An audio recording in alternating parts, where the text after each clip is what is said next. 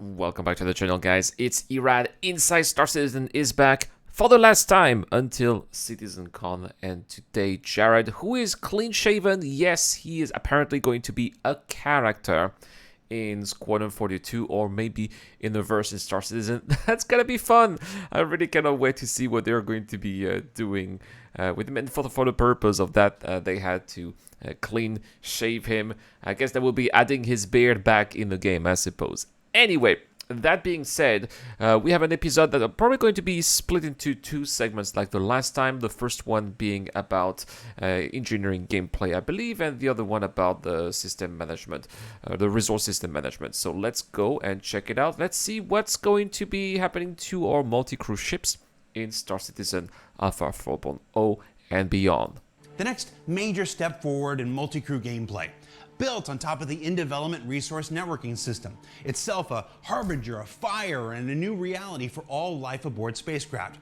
It's been the subject of CitizenCon presentations, Q&As on Star Citizen Oh yeah, they Live, talked about it for so many explorations on times. Inside Star Citizen, and fervent discussion by many of the content creators in our community. We have talked And on about this it. final episode of ISC before hiatus and we turn all of our attentions towards CitizenCon, we invited Torsten, Bastion, Oh, and Guillermo Thorsten is to back. update us once again on the current intention and implementation of engineering and what you can expect when the first iteration It's so makes weird its way to see into the Jared clean persistent shaved like universe. that. The resource network enables us to actually And give you Thorsten the got a gameplay that you were haircut. always looking for, which is having meaningful multi-crew gameplay, which means that it really makes sense to have multiple people running around on your ship. And Well, we already have that, but the reason, I mean, in the Rat Club, that's what we do already. We've had multi-crewing for a very long time, but that's because we make up our own operations. But we've been multi-crewing 890 jobs, we've been multi-crewing Carax, right?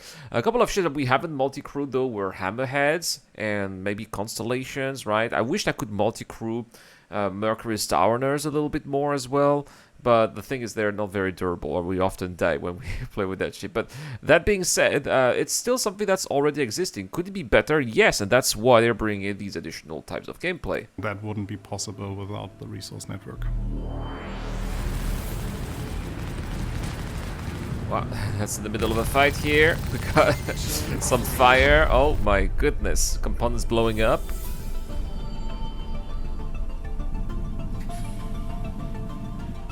So we say the resource network Oh, there it is. I think the Boreal is a quantum drive. is a system that allows all the items and components that are part of the ship to talk to each other. Every ground vehicle, every base, everything that runs in Star Citizen with resources. Ah, yes, base and also player bases are also going to benefit from that, right? Fundamentally, Resource Network is a replacement for the pipe system we had in the past that you may have heard about. Yeah, which wasn't really developed that much, right? It didn't have much importance. I mean, it was there, but it didn't have much importance. Where is this, by the way? I don't recognize this. Which, is that a ship, or is it in a base? Is it in Pyro? a similar system, basically doing most of what we are doing right now with the resource network, but in a way that was not as scalable as what we intend to do. Landing complete. So right now we just have one type of hydrogen fuel, but if we want to Oh, they are going to have several types of hydrogen? Really? extend that in the future to having like multiple Oh, they didn't show. I was hoping to see that in the MFD. Oh, that's okay. types that have some specific benefits on the thrusters, it's very easy now to add that resource. It's just a data setup. So resource network is the underlying technology for the system to work, and engineering is the gameplay we intend to have on top of this technology so that players may experience it. Your ship Nice. flies because the thrusters get fueled, the power plants output power that the weapons and the sails and also the thrusters use.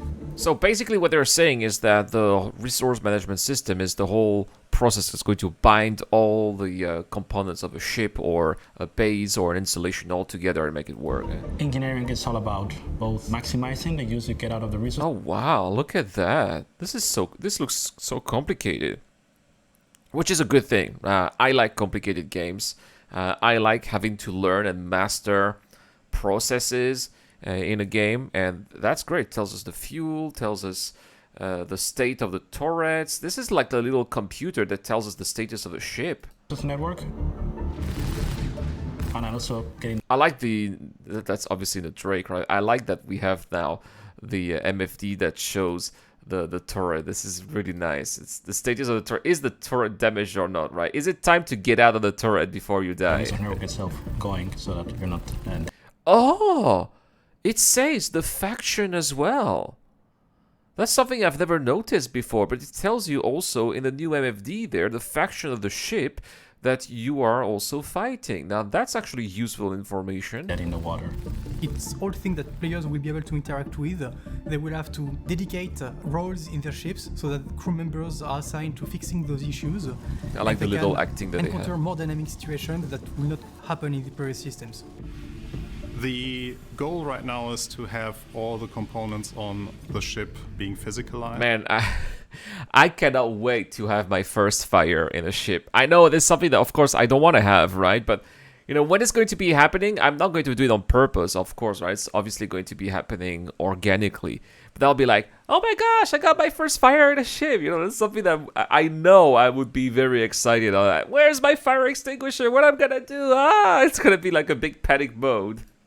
That means that the things that will take damage That's a will fuse be that we're the putting in there. components. That then means that those components are reasons to the failure of your ship.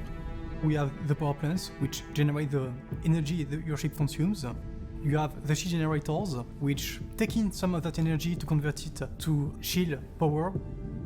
You have a radar system that allows you to target the signatures of ships around you. You have coolers that generate. We have the generator and the cooler also, yes. A coolant resource. I mean, it's hard. I am a native French speaker as well. It's hard to learn English when you're a native French speaker. So kudos to Bastien here for having the guts to come to ISC and explain to us in a foreign language how all of that is done. It's not easy, right? So he doesn't have to do it, but he did it, and congrats. It is all the weapons that you have, it's the quantum drive, but Nice. there are also new components that Oh. will be added to the mix, and that is the relay with its fuses. Oh, yes, we've seen that before, the relays, Then yes. there's the live support generator. Ah, yeah, we don't have that in the game right now. The biggest thing we are aiming for is switching from your health pool of the bespoke ship to just moving that completely over to the physicalized component. So Nice. damaging the component is damaging your ship.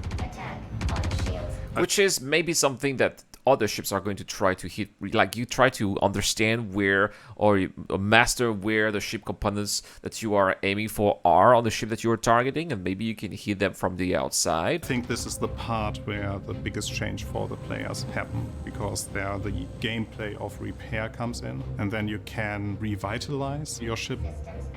So you Nice. can actually use your formerly dead in the water ship after exchanging or repairing the components. That's cool. That's cool. Maybe there's gonna be like a whole gameplay. Maybe they can try to have brand new rescue beacons where you're on a crash ship, you have a rescue beacon, and you ask somebody to come with the components. They come with the components and they repair your ship. Maybe that's something that will be possible, right? Well, we mentioned one of the new components, which is the life support generator. So let's talk about life support. Yes. The life support does all the tasks necessary to maintain the life support inside the ship.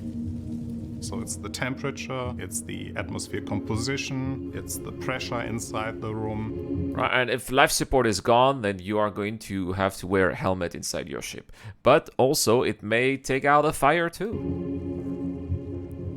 Your main responsibility is making sure that there's always enough life support resource produced to maintain a healthy atmosphere in the ship.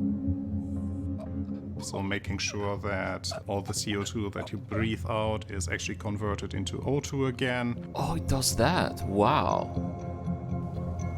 Or if you vented a room, that the room is filled again. Okay. But we're not going to see this interface, right? That's for game developers, I suppose. If your room is getting too hot, it's cooled down again. So it's all about managing this resource inside the rooms. And then you vent as it out when already it's on mentioned fire. in the previous episodes, it's life support management is also a good way to counter fire. Another aspect the players have to counter This or looks react to so is crazy. misfires on components. Fires on yeah, we Misfires can are fire on something that components, is right? already in the game in some form. Thruster charges, seal generator failure, stuff like that. We're just expanding it a bit, and pretty much the idea is that, you know, items that are damaged, that are too hot, or that, for example, are very old and degraded, will start misfiring. In some cases, that will be that it will take some extra damage. Also, we can use the multi-tool and repair them, and that does it's like a little band-aid, In right? cases but they will stop working for a while. Other times they will work indefinitely until an engineer comes by and manages to do some repairs. And some of the worst cases would be starting a fire, or in the case of, for example, power plants, engaging in a critical reactor failure and taking the ship with them. That would be terrible, right? He's stuck in space. I got no power generator. Help me. Maybe your life support will go down. You'll suffocate. You go out of oxygen in your own suit as chance well. that if the power plant reaches 0 health, it will run into a critical failure, and that critical failure then will cause the entire ship to explode. It will give the player the time frame to react to that. So either by removing the component and throwing it out of the door and preventing your ship to explode. Or maybe take an escape pod and escape pod and leave the ship. Oh wait, we don't have escape pods yet, but technically we have, right? Maybe we could do that too. Or even countering it by repairing the component and bringing it up to life again. For the initial release, we have a limited amount of misfires, but we are preparing the system, or we did prepare the system to scale well for the future, so we can introduce multiple misfires. I cannot wait to and have these that new needs- components, right? And hopefully we can upgrade them, make them, you know, more efficient, more compatible with the other upgrades that we have or not. That us to damage penetration.